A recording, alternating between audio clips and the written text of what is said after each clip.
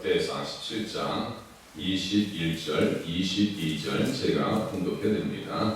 땅의 어느 한 나라가 주의 백성 이스라엘과 틀리니까 하나님이 자기 백성을 구속하시려고 나가사 크고 두려운 일로 말미암아 이름을 얻으시고 애굽에서 구속하신 자기 백성 앞에서 모든 민족을 쫓아내셨사오며 주께서 주의 백성 이스라엘을 영원히 주의 백성으로 삼으셨사오니 여호와여 주께서 그들의 하나님이 되셨나이다. 아멘. 이 말씀 속에서 우리들도 발견할 수 있어야 됩니다. 그러면 이 말씀이 나의 말씀이 되어지고 그야말로 이 말씀 속에서 위로를 경험할 수 있고 또 소망을 바라볼 수가 있습니다. 그래서 구속이라고 하는 용어는 말씀드린 것과 같이 예수님으로 말미암지 않고는 이 말씀을 풀 수가 없다라고 말씀을 드렸습니다. 구속에 대한 뜻은 말은 이제 히브리어로 세 가지가 있다고 했죠. 그 중에 하나가 이제 파다입니다. 파다. 오늘 본문에 기록된 구속한다라고 하는 표현이 파다입니다. 이것은 몸값을 받고 석방했다. 몸값을 주고 석방했다. 우리가 감옥에 있으면 보석금을 주고 풀어나잖아요. 예수님께서 우리를 위해서 은 30에 그 귀하신 몸이 팔리셨습니다. 그렇게 해서 구속해 주신 겁니다. 우리를 사주셨어요. 그러니까 우리는 우리의 것이 아니라니까. 이제 누구의 것이에요? 주님의 것이다. 주님의 것입니다. 구속하신 백성을 애굽에서 구속하셨다. 세상에서 우리를 구속해 내신 거예요. 자기 백성 앞에서 모든 민족을 쫓아내셨다. 쫓아내셔서 어떻게 하는데 가나안 땅을 주셨어요. 우리에게 하늘의 가나안 땅을 주실 줄로 믿으면 맞습니다. 우리가 잘나서 하나님께서 구속하신 것이 아니라고 했어요. 모든 민족 중에서 작다라고 말씀하셨죠. 다른 민족보다 수요가 많기 때문이 아니라 너희는 오히려 모든 민족 중에서 가장 작으니까 70명, 아브라함에서 시작해서 말이죠. 하늘의 별과 같이 땅의 티끌과 같이 많게 하시죠. 그러니까 하나님께서 붙드시면 그렇게 번성하고 번성하고 크게 되어지더라 이거지. 자신들을 볼 때는 뭐라 했어요? 메뚜기와 같다. 그렇죠. 부족하고 연약하고 나약하고 쓸모없는 것 같고 비교해보면 아무것도 아닌 것 같고 저도 말씀을 드리지만 우리가 하나님 앞에 자화상, 자존감을 낮추면 안 된다. 하나님께서 기뻐하지 않으신다. 나는 왜 이렇게 못나지? 나는 왜 이렇게 약하지? 나는 왜 이렇게 신학 사람들과 비교해보면 부족하지? 이런 거 주님이 아주 안 좋아하신다는 거예요. 저도 설교하면서 가끔 그런 생각이 들어요. 그걸 주님의 이름으로 물리칠 수 있는 그런 믿음을 가져야 돼요. 마치 어린아이들이 부모님에게 사랑받아서 그냥 얼굴에 늘 기쁨이 있는 것처럼 어떤 마음을 기뻐하신다고 했어요? 주님이 왜 하나님은 나만 그렇게 사랑하시지? 왜 나만 그렇게 이뻐하시지? 이런 믿음을 가져야 하나님께서 기뻐하신다니까요. 왜 이렇게 하나님께서 나를 그렇게 사랑하실까? 너무너무 사랑하셔서 감사하다. 이런 믿음을 가지고 사시는 것이 하나님께서 원하시는 우리의 마음이라니까. 늘 기뻐하고 늘 감사하고 항상 하나님 앞에 기도하면서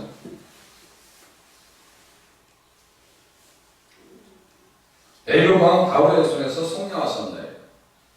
사로잡힌 자들을 사로잡으시고 강한 자를 결박하시고 풀어내시고 그죠? 속량하셨어요.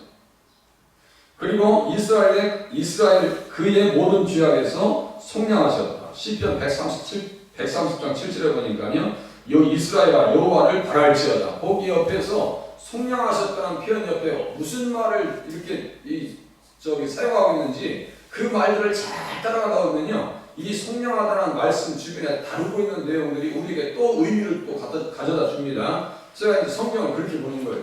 속량이라는 내용 가지고 쭉 쫓아가다 보면 이 가지가 또 옆에 있어요. 가지가 있어서 또 포도나무처럼 막 포도소리가 이렇게 막 열려 있는 것처럼요. 클러스터라고 이렇게 모여져 있어요. 그래서 그 말씀들을 보면 그쪽에서 또 볼 것이 많고 이쪽에서 볼 것이 많고 그러다 보면 성경의 내용이 풍성해지고 의미가 살아나면 다시요 말씀이 살아나면 내 인격이 사로잡힙니다. 말씀 앞에 붙들 수밖에 없어요. 말씀의 의미가 드러나지 않으니까 붙들지 않는 거죠. 예수님을 모시고 바리새인들과 사두개인들은요, 예수님을 모시지 못해. 왜? 몰라요. 뭔 얘기해도 모릅니다. 들어도 깨닫지 못하고 알지 못하고 늘 부딪힙니다. 그러니까 엉뚱한 방향으로 가는 거예요.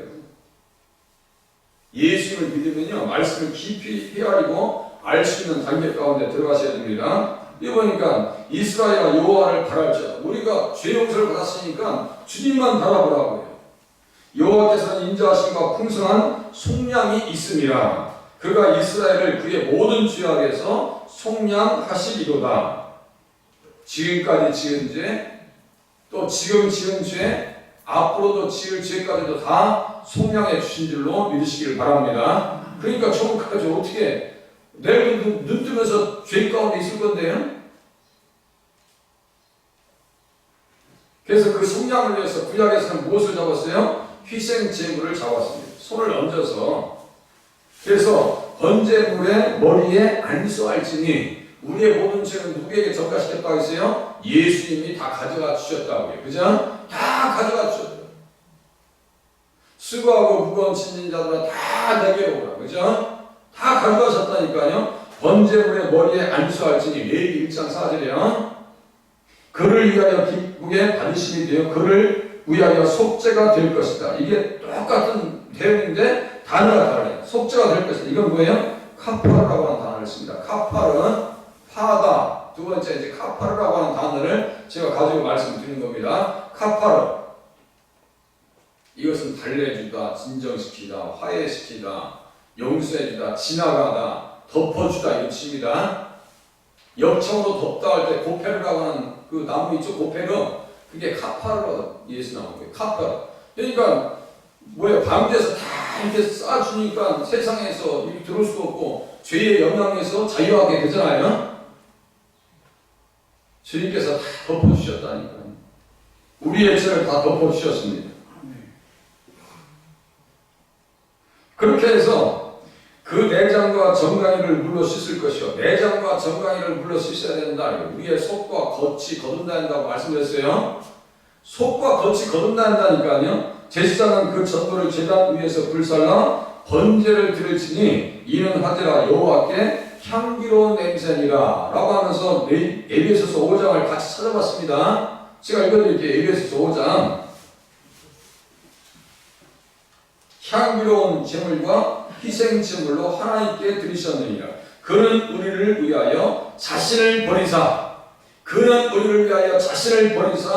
향기로운 제물과 희생제물로 하나님께 드리셨느니라. 레위기 1장 9절에 보니까 이는 하되라 여호와께 향기로운 냄새라. 똑같은 말씀 아니에요. 제가 말씀드리잖아요. 구약과 신약을 같다니까 이렇게 똑같이 좌우 대칭이라니까요. 그래서 루터가 얘기했습니다. 구약을 짜보아라. 짐승의 피가 나올 것이다. 신약을 짜보아라. 예수의 피가 나올 것이다. 그랬습니다. 강단에서 피의 외침이 있어져야 돼요. 아니 웬만하면요 변화받을 여지가 없어요. 우리 자신이 잘합니다. 웬만치 않은 것은요 이게 변화되지 않거든요. 속과 겉사람이 변화되기가 쉽지 않습니다. 그렇게 자존심이 강하고 자아가 강할 수가 없어요. 자기가 그렇게 강하다니까요. 자기를 지키려고 있는 행동 대상이 누구예요? 자존심입니다. 이거 다 없어져야 돼요. 자존심 강해가지고 신앙생활 잘할 수 있어요? 없어요? 신앙생활이 쉬울 것 같아요? 어려울 것 같아요? 자존심이 강하고 자기가 강하면 신앙생활 쉽지 않습니다.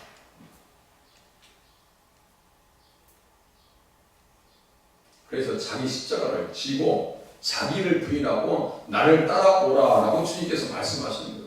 최후의 적은 누군지 아세요? 우리 자신입니다. 이게 문제라고요. 이게 항상 이 자신이 문제라니까요. 하나님 오늘도 김동철이를 십자가에 못 박아 주시옵소서. 이거 왜 가는 게 무슨 기도가 있겠냐. 옛사람이 죽어지는 건 그것이 가장 큰 축복입니다. 그 옛사람은 어디에서만 죽어요? 십자가에서만 해결받을 수 있는 줄로 믿으시길 바랍니다. 십자가예요. 십자가. 그는 우리를 위하여 자신을 버리사 향기로운 제물과 희생제물로 하나님께 드리셨느니라. 속죄 제물이 됐다니까요. 카파를 덮어주고. 그럼 우리는 어떻게 살아야 되는가? 음행과 온갖 더러운 것과 탐욕은 너희 중에서 그 이름조차도 부르지 말라. 이는 성도에게 마땅한 거 아니라. 속죄소가 뭐예요? 속죄소가 이 언약의 뚜껑이잖아요. 그게 카포레트라고 해요. 카파레에서 나온 얘기예요. 그러니까 그래서 제가 원어를 연구하면서 이렇게 깊이 들어갈 수 있는 방법은 이 방법밖에 없구나. 지금까지 매달리는 거예요. 지금 2003년도에서 지금까지 매달린 거예요. 2003년도부터 시작이가. 샤프심 있죠, 샤프심.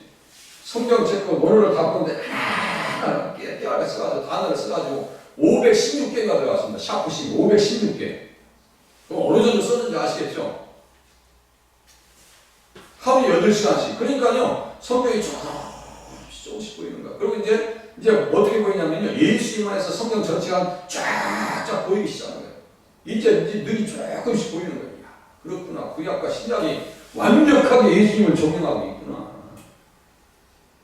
카포레트에서, 시온좌에서 예수님의 피가 뿌려져서 우리는 불법에서 자유하게 됐죠? 그럼 죄 용서 받았어요? 향기로운 제물과 희생 제물로 하나님께 드려주셨어요. 우리의 죄를 용서해 주셨어요. 우리에게 뭐가 없어야 돼요? 밑에 내용이 없어야 된다고요. 음행, 늦추함과 어리석은 말이나 희롱의 말이 마땅치 아니하니.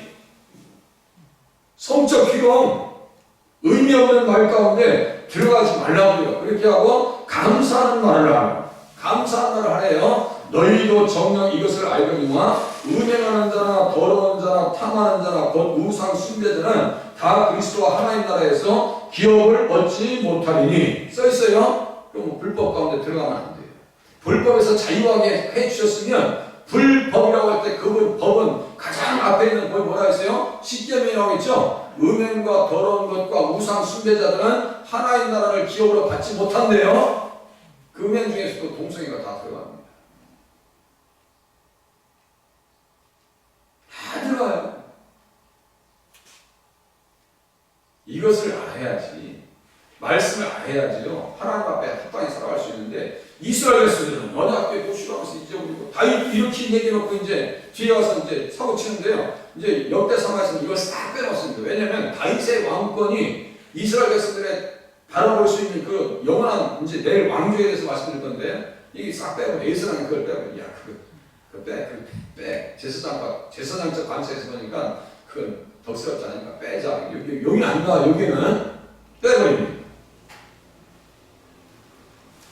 언약계, 증거계, 법계 지금 앞에 모시고 사냐고요. 지금 현대 기독교인들이 안식에 대한 개념을 제대로 가지고 사냐고요.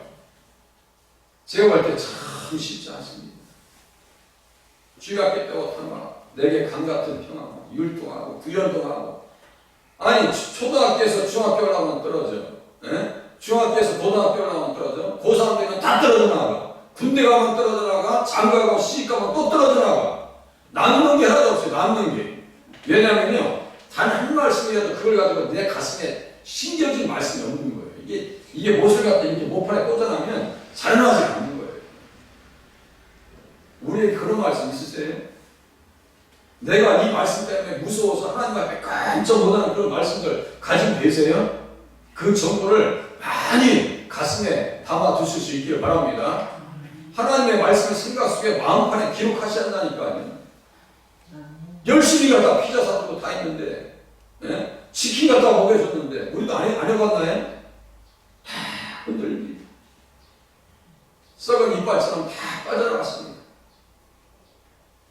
말씀으로 돌아서지 아니하면요, 살 수 있는 길이 없어요. 이제 교회는요, 다른 방법 없어요. 예수님 중심으로 하는 말씀 중심의 신앙이 되지 않냐면요, 설 수 있는 가능성은 쉽지가 않습니다. 아무리 좋은 것 같아요. 어떤 교회에서 말이죠, 미스 트롯 콘서트 해가지고 뭐 500명을 등록시켰대요. 그래서 야, 저렇게 해서 오래 가겠나 생각이 들어요.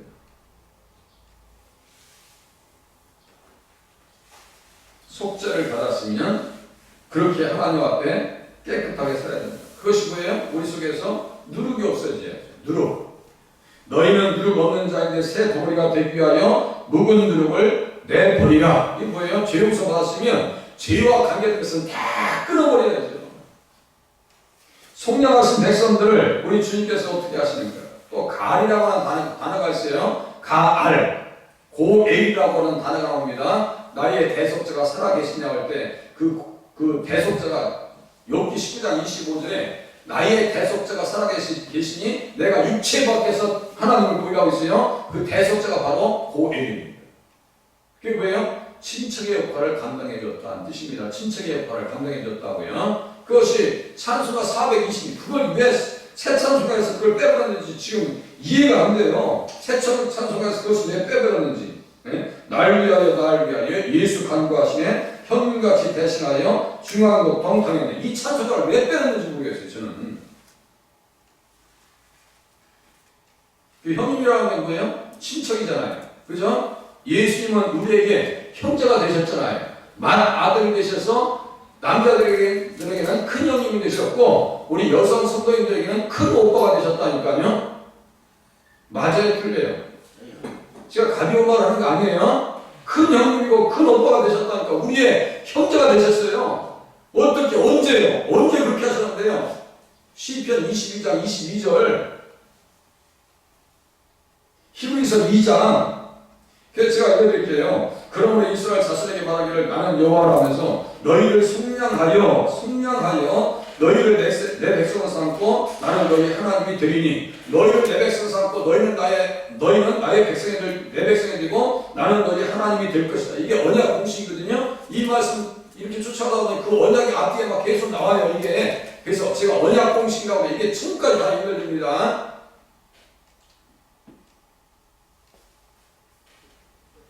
구수하신 백성을 어디에다 심으실 것인가? 기업의 산에 심을 것이다. 주의 처소를 삼으시고 예비하신 것이라. 주여 이것이 주의 손으로 세우신 성소이다 하면서 천국에 심어줄 것을 얘기하고요.